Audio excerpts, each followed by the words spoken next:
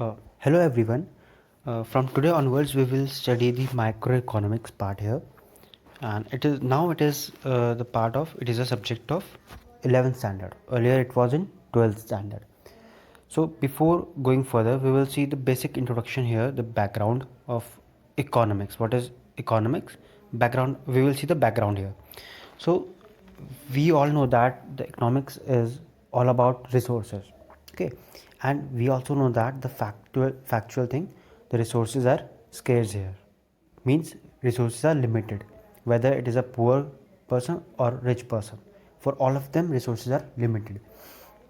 So it is a different thing that rich person can purchase more resources, okay, and poor people are not able to afford the resources which they wish. Okay, so whether the person is rich or poor, okay, the want, the desire of that person is unlimited. Okay, if a person is earning 1 lakh rupees per day, then from tomorrow he might be wishing that there might be a desire in his mind that uh, it would be good that if I started earning 2 lakh rupees. So the wants are unlimited, but the resources to earn the money or to use that resources, the resources are limited, whether it is a poor person or whether it is a rich person, it doesn't matter. For resources are same for all the people. So resources are limited, and it is not the problem of India only, it is the universal problem. Whether it is India, USA, America, resources are limited everywhere. Okay, and the resources are not only limited here, but it has alternative uses. Means a particular resource can be put into variety of uses. Okay, for example, if I own a land, so I can put that land for a variety of purposes, like for agriculture purpose, for building a hospital, for construction of any office or my personal house, or for anything. So the resources can be put into variety of uses. Now the problem starts here only, because the limited resources are limited. So we have to face the problem of choice, that for what purpose, for which purpose we should put our resources. Okay, how we should use our resources, this is the problem, and it is called problem of choice. And this is the universal problem, obviously, and because of this we have to study the economics. There's a emergence of this problem of choice is the root cause of emergence of economics as a subject. Okay, so now what is the economics here? In simple words, this is a definition, but in simple words, if I uh, explain here, when we study how to allocate the resources so that social welfare can be maximized, when we study the allocation of resources so that the social welfare can be maximized, it is known as economics. Okay, by definition, it is a social science concerned with production, distribution, and consumption of goods and services. So it studies how individual, businessman, government, or nation make choices about how to allocate, how government allocate or distribute the resources among the people, among the different section of the society, so that their welfare, their living of standard can be improved or maximized here. So this is the study of this thing is known as the study of allocation of resources is known as economics. Now there are two branches.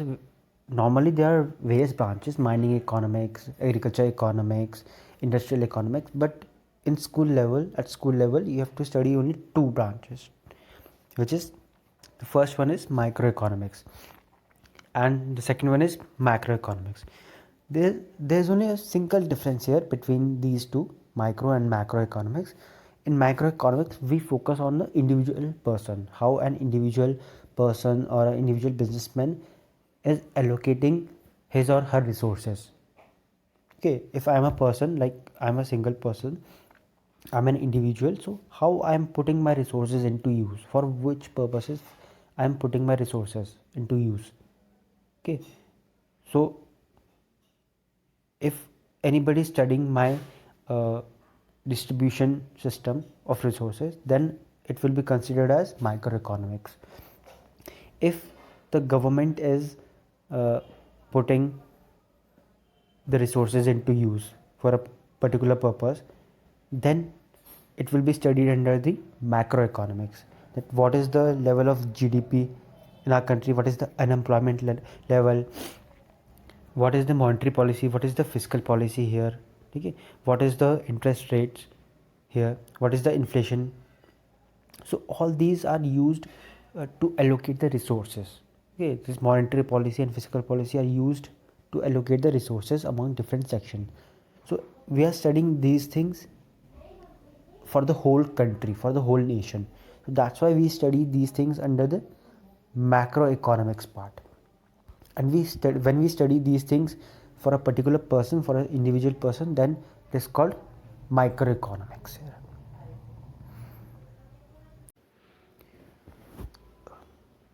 Okay, now our another topic is economy. See, it is very simple here as per the definition. For example, suppose this is an area, okay, and there the people living in this area are producing something, either consuming something, either making an investment, or selling something, purchasing something. So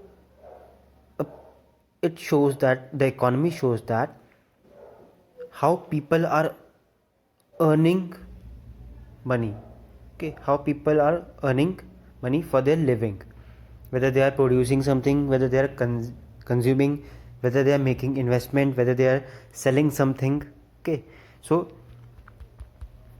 it shows how people of the concerned area, and this concerned area could be a village, a city, district, state, or a country. So generally at macro level we consider economy as a country. If we are talking about an economy at macro level, then it means we are talking about the country. So what is economy? It is an area where people earn their living. Okay, people earn the money for their living by doing some economic activities. And what are the activities here? Production, consumption, investment, and exchange, means selling and purchasing. Okay, so these are the activities, and if a particular person or group of people are doing these activities in a defined area, then this particular area is known as economy. Now this next topic, which is really very important, is central problems of economy. So there are three central problems of economy: what to produce, how to produce, and for whom to produce. When a person or a group of people are undertaking a business activity or economic activity, then there are few problems which generally they face. Every person in an economy faces this problem. So what are the problems here? First we will see the reasons why these problems occur in our economy. So the first reason is unlimited wants, means the desire, the want, okay, the willingness to grab something is unlimited. Okay, people, after getting 1 lakh rupees per day, the person will not stop there only. He will be willing to get 2 lakh rupees per day. He will be willing to earn 2 lakh rupees per day. So the want of people regarding for any resources is unlimited. But the problem is, as we have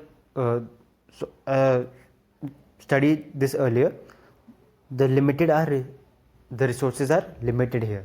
Okay, so because of these two reasons, there is a central problem of economy. And what is the first problem here? We will see what to produce. Okay, and this problem has two dimensions here. First one is what goods and services are to be produced. Means whether the producer should produce consumer goods or capital goods. Means when a person is producing something, or he's deciding to produce something, he's setting up a factory. Okay, so he's confused that whether he should produce consumer goods or whether he should produce capital goods. Now, what are consumer goods and capital goods? It's a very simple difference. Consumer goods means that a person directly consumes, or a good which is not used for producing another good. Consumer good means a good which is not used for the production of another good. And what is capital good? The good which is used for the production of another good. Like this lawn mower, this is using for the production or the changing of raw materials to finished goods. Okay, this lawn mower is used for changing raw materials to finished goods. Okay, so this good is used for the further production of a particular raw material, then that's why it is called capital good. But this consumer good, like video game system, it is not used for the production of another good. Okay, or it is not used for changing raw material to finished goods. The consumer is directly using it. Okay, either eating it or using by doing anything. So it is not used for production of another good. That's why it is called consumer good. Now, what is the second dimension here? In what quantity goods and services are to be produced? Means what should be the quantity here? Should we produce 10 units per day, 20 units per day, 30 units per day? What should be the quantity here? So it depends on the demand. If demand for that particular commodity is more, then the producer will produce more quantity. If the demand for that particular good or service is less, then he will produce less number of units. Okay, so this is the first problem and the solution. Okay, the problem was what to produce, either consumer good or capital good, and this depends. The solution is, the decision depends on the demand for the good, whether the demand for consumer good is higher or the capital good. Now the second economic problem is how to produce. Okay, it is related to the technique of production. What technique should the producer use for producing goods? The producer has decided that he is willing to produce consumer goods, for example. Okay, now he is confused that whether he should use labor intensive technique or capital intensive technique, or I should say whether he should use labor or he should use machines. Okay, capital is used in both the cases and labor is also used in both labor intensive and capital intensive. But in labor intensive technique, use of labor is more and use of capital is less. Means use of machines, the use of machine in labor intensive technique is minimum. Okay, but the use of person is more in labor intensive technique. So that's why it is less expensive, but it is also less efficient.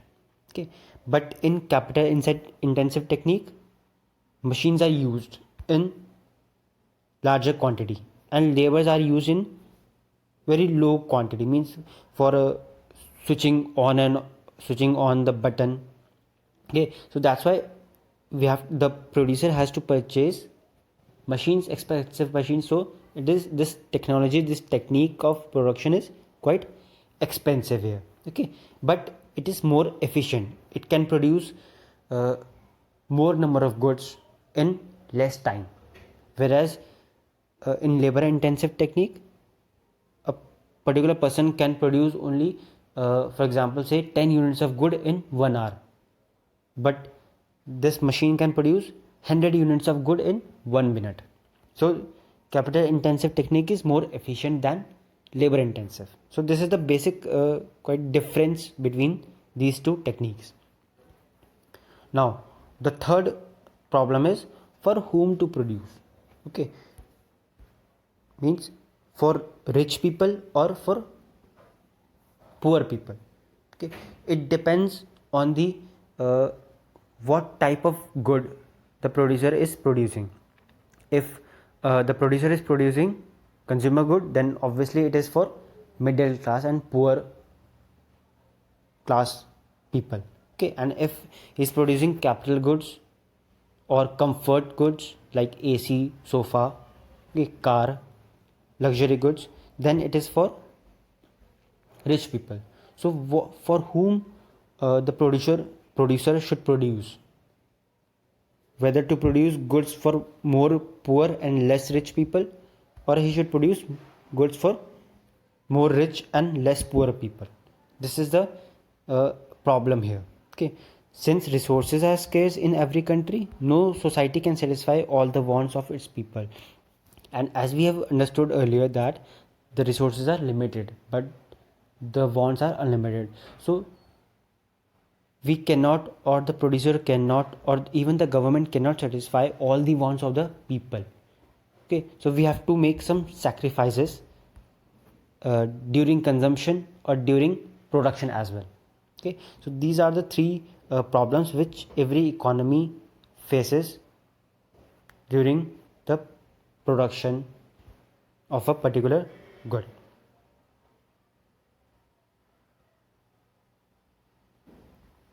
So this was today, this was all for today. Now we will come